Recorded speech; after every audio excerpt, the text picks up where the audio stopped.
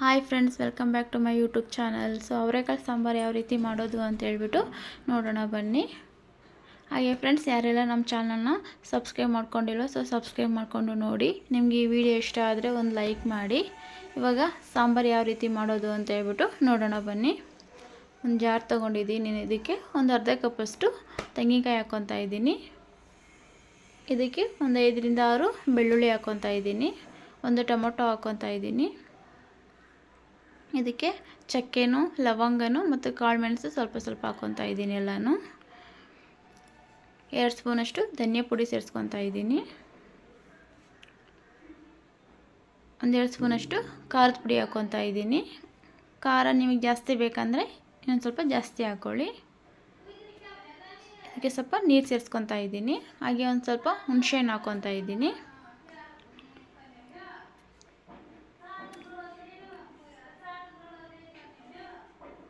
ಮತ್ತು ಇದಕ್ಕೆ ಒಂದು ಅರ್ಧ ಸ್ಪೂನಷ್ಟು ಅರಿಶಿನ ಹಾಕ್ಕೊತಾ ಇದ್ದೀನಿ. ಇವಾಗ ಮಿಕ್ಸಿ ಮಾಡ್ಕೊಳ್ಳೋಣ.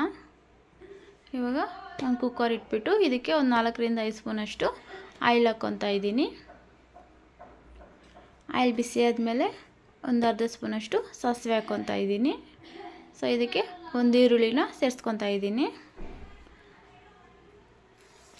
ಈರುಳ್ಳಿ ಬ್ರೌನ್ ಕಲರ್ ಬರೋವರೆಗೂ ಫ್ರೈ ಮಾಡ್ಕೊಳ್ಬೇಕು.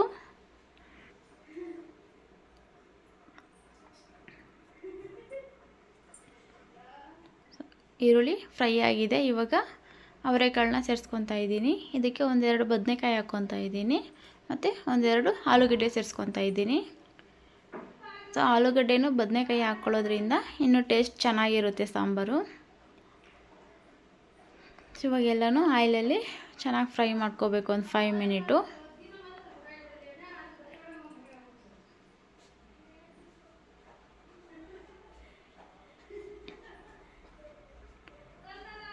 ನೋಡಿ, ಫ್ರೈ ಆಗಿದೆ ಚೆನ್ನಾಗಿ.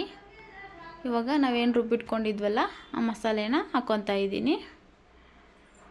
ಮಸಾಲೆ ಹಾಕ್ಬಿಟ್ಟು ಚೆನ್ನಾಗಿ ಮಿಕ್ಸ್ ಮಾಡ್ಕೊಳ್ಳಿ ಎಲ್ಲನೂ.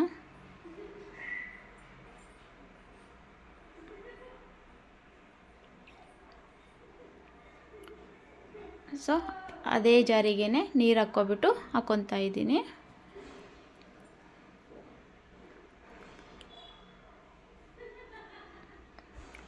ನೀರು ನೋಡಿಬಿಟ್ಟು ಹಾಕ್ಕೊಳ್ಳಿ. ಸೊ ಅವರೆಕಾಳು ಸಾಂಬಾರು ಸ್ವಲ್ಪ ಗಟ್ಟಿ ಇದ್ರೇ ಚೆನ್ನಾಗಿರುತ್ತೆ. ಚಪಾತಿಗೂ, ಮುದ್ದೆಗೂ, ಅನ್ನಕ್ಕೂ ಚೆನ್ನಾಗಿರುತ್ತೆ. ಸೊ ಇವಾಗ ನೀರು ಹಾಕ್ಬಿಟ್ಟು ಎಲ್ಲ ಚೆನ್ನಾಗಿ ಮಿಕ್ಸ್ ಮಾಡ್ಕೊಂಡಿದ್ದೀನಿ. ಇವಾಗ ರುಚಿಗೆ ತಕ್ಕಷ್ಟು ಉಪ್ಪು ಹಾಕ್ಕೊತಾ ಇದ್ದೀನಿ.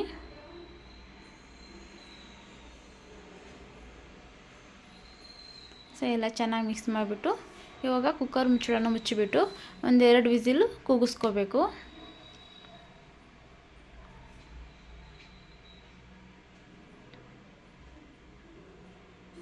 ನೋಡಿ, ಸಾಂಬಾರು ರೆಡಿಯಾಗಿದೆ. ಕುಕ್ಕರ್ ಆರಿದೆ.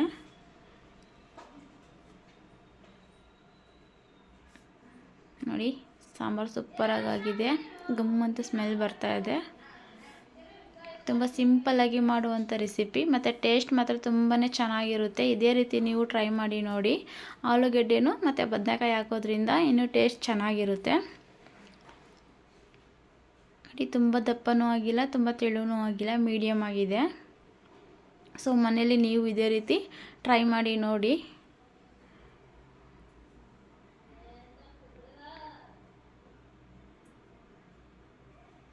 ಸೊ ನಾನು ಚಪಾತಿ ಮಾಡ್ಕೊಂಡಿದ್ದೆ, ಸಾಂಬಾರಿಗೆ ಚಪಾತಿ ಮಾಡ್ಕೊಂಡಿದ್ದೀನಿ. ಸೊ ಚಪಾತಿನೂ ಅವರೆಕಾಳು ಸಾಂಬಾರು ಸೂಪರಾಗಿತ್ತು.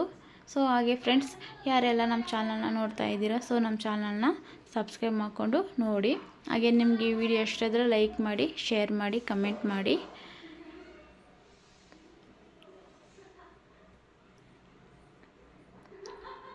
Okay, bye friends.